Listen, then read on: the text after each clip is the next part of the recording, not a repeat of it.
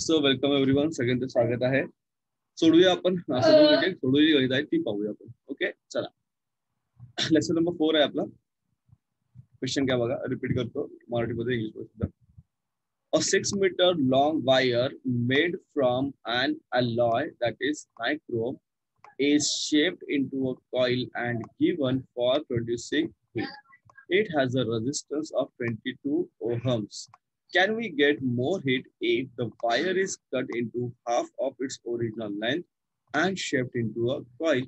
For getting energy, the two ends of wire are connected to a source with a potential difference of 220 volt. समजलंय? Same question आहे, थोडं परत repeat करतो म्हणजे आपण तुम्हाला आयडिया. बघा काय प्रश्न आपल्याला इथे. तर नायक्रोम या धातूपासून तयार केलेली एक सेकंड 6 मीटर लांबीची तार तिचे कुंतल करून उष्णता निर्माण करण्यासाठी दिली आहे. तिचा विद्युतरोध आहे 22 ओहम इतका आहे. ही तार निम्म्यावर तोडून कुंतल तयार केले तर मिळणारी उष्णता अधिक असेल का? शक्ती मिळवण्यासाठी तारेची किंवा कुंतलाची टोके 220 व्होल्ट किंवा विभवांतर असणाऱ्या स्त्रोताला जोडली आहेत. राईट. आता आपण हे गणित सोडूया. आपण सोडूया म्हणजे सोडलेलं आहे, फक्त पाहूया, समजून घेऊया. काय म्हणणं बघा त्यांचं. रेजिस्टन्स किती आहे? 22 ओहमचा. Potential difference 220 volt. First, coil of the whole wire P is equal to V square upon R. V is equal to V square upon R, that is 220 square upon 22 in total 2200. That's 2200 watts. काय होतं तुमचं? 2200 watts. Then coil of half length P is equal to V square upon R 220. इथं R 22 चा 11 झाला, किती मिळालं? 4400 watts. किती झालं? 4400 watts. So this means that more heat will be obtained after cutting the wire into half. लक्षात घ्या, wire half केली तर तुम्हाला मोर हीट या ठिकाणी पाहायला मिळेल.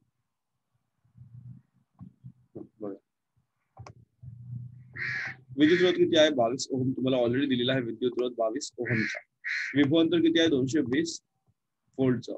पहिलं तुम्हाला अखंड तारेचं जर कुंतल केलं आपण, किती अखंड तारेचं कुंडल केलं अखंड तारेचं, तर सूत्र काय? P बरोबर V वर्ग छेदात R. V किती आहे? 220 आहे V. R रेजिस्टन्स किती आहे? 22. राईट. सोडवलं किती तुम्हाला? 200 वॅट. आणि जर निम्मी तार असेल तर त्याचं निम्मी तारेचं काय होणार? तुमचा V तेवढाच राहणार, 220 चा वर्ग आणि 11. सोडवलं होतं म्हणून 4400 वॅट.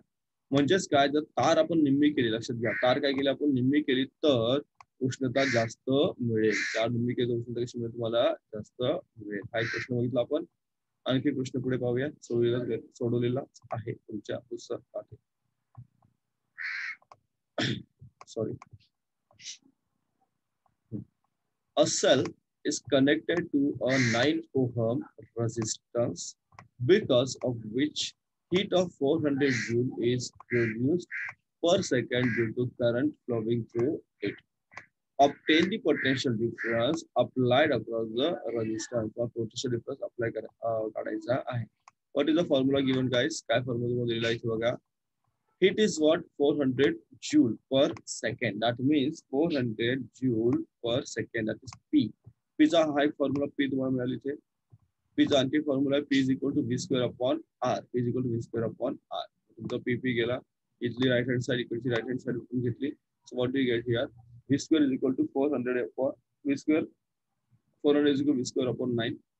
त्यामुळे V square is equal to 400 into 9 square root काढा. त्यामुळे तुम्हाला 20 into 3 that is 60 व्होल्ट. याला 60 व्होल्ट. सोपं आहे. सूत्र कधी कधी सोपी असं काही घेऊन फक्त आपल्याला त्याचा थोडासा विचार करावा. तर 9 ओहम विद्युतरोधाला एक घट तुम्ही जोडला, त्यामुळे त्यातून वाहणाऱ्या विद्युत धारेमुळे विद्युतरोधात प्रति सेकंदास 400 जूल इतकी उष्णता निर्माण होत आहे. विद्युतरोधास किती विभवांतर लावले आहे ते तुम्हाला काढायचं आहे. माहिती काय आहे? तर प्रति सेकंद 400 जूल इतकी उष्णता, म्हणजे पी किती आला तुमचा 400 जूल एका सेकंदाला. पीचा आणखी फॉर्म्युला आहे पी बरोबर व्ही वर्ग छेदात आर. तर डाव्या बाजू दोन्ही सारख्या आहेत त्यामुळे आपण काय करूया उजव्या बाजू घेऊया 400 बरोबर व्ही वर्ग छेदात 9. 400 बरोबर व्ही वर्ग छेदात 9. तर तुम्हाला काय मिळालं व्ही वर्ग बरोबर 400 गुणिले 9. वर्गमूळ काढा स्क्वेअर रूट काढा त्याचं तुम्हाला उत्तर मिळेल 60. मिळेल उत्तर 60 जूल 60 व्होल्ट.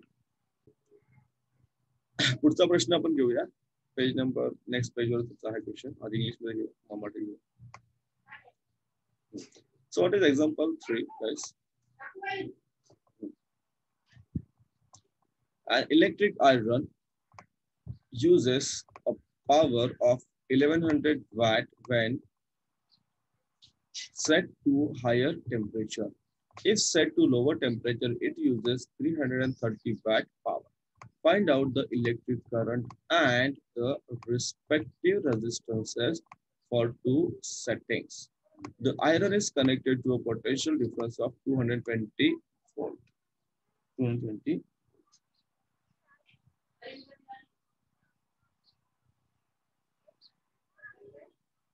चलो काय दिलं क्वेश्चन रिपीट करतो बघ तुमच्यासाठी मग परत उत्तराकडे येऊया. तर विजेवर चालणारी इस्त्री आयरन म्हणजे इस्त्री तुम्हाला माहित असेल आयरन म्हणजे इस्त्री विजेवर चालणारी इस्त्री आहे. ती जर तुम्ही आता बघा इस्त्री जर तुम्ही पाहिली तर इस्त्रीमध्ये एक सेटिंग असते. इथे एक छोटासा एक खटका असतो आणि तो खटका आपण फिरवला की तुम्हाला हायर पाहिजे लोअर पाहिजे कशा प्रकारचे कपडे त्याप्रमाणे ती काय होते सेट होते.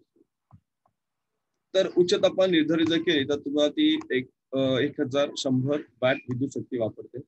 तर कमी तापमान निर्धारित केली तर 330 वॅट एवढी विद्युत शक्ती ते वापरते. या दोन्ही निर्धारांसाठी वाढणारी जी विद्युत धारा तुम्हाला काढायची आहे आणि त्यावेळेस विद्युत रोध सुद्धा काढायचा आहे. म्हणजे तुम्हाला आय पण काढायचा आहे आणि आय म्हणजे विद्युत धारा आणि तुम्हाला रोध म्हणजे आर पण काढायचा आहे. इस्त्रीचं जे विभवांतर आहे व्ही तुम्हाला दिलेलं आहे 220 व्होल्ट विभवांतराला जोडलेली आहे. बरोबर. चला जाऊया आपण सोडवायला जे सोडवलेलं आहे पाहूया. So what is given guys जे जे दिले ते लिहून घेतल्याने potential difference V is 220 volt. Power P is equal to पहिल्यांदा 1100 दुसऱ्यांदा 330. So first power is equal to 1100 watt that is I is equal to P upon V. I1 is equal to P upon V that is 1100 upon 220 म्हणजे किती मिळालं 5 ampere. किती मिळालं 5 ampere. Second मध्ये power तुमची 330 watt आहे. So I2 is equal to P upon V 330 upon 220 that is 1.5 ampere. तो पहिल्यांदा एवढी इलेक्ट्रिसिटी इलेक्ट्रिसिटी वापरली गेली. देन रेजिस्टन्स काढला R1. R1 is equal to V upon I1 कारण इथे ओमचा लॉ वापरला आपण ohm's law V is equal to IR therefore R is equal to V upon I. So R1 is equal to V upon I1 that is 220 upon 5 44 ohm आलं. हे चिन्ह ओहमचं लक्षात घ्यायचं known as ohm. And resistance R2 is equal to V upon I2 that is 220 upon 1.5 that is 146 ohm. काय 146 ohm. ही दोन वेळी या ठिकाणी मिक्स केली होती म्हणजे तुम्हाला मोठं वाटत असेल. परत सांगतो बघा.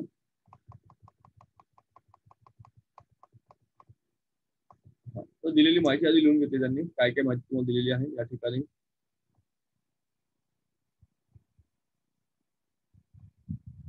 विभवांतर दिलेला आहे 220 व्होल्ट. विद्युत शक्ती दिलेली आहे तुम्हाला 1100 वॅट. दुसऱ्या गणितामध्ये 330 वॅट. तुम्हाला P बरोबर V आहे सूत्र आहे. P बरोबर V आहे काय सूत्र आहे P बरोबर V आहे. इंग्लिश मध्ये तुम्हाला दिलं होतं P बरोबर V आहे.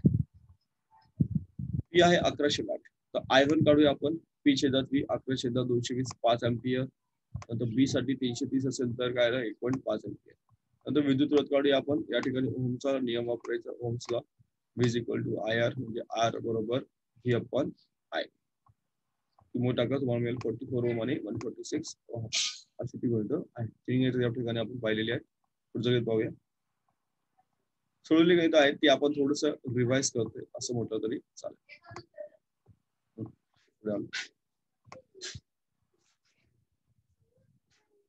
क्वेश्चन काय बघायचं. An electric tungsten bulb is connected into a home circuit. The home's electric supply runs at 220 volt potential difference. When switched on, a current of 0.45 ampere flows through the bulb.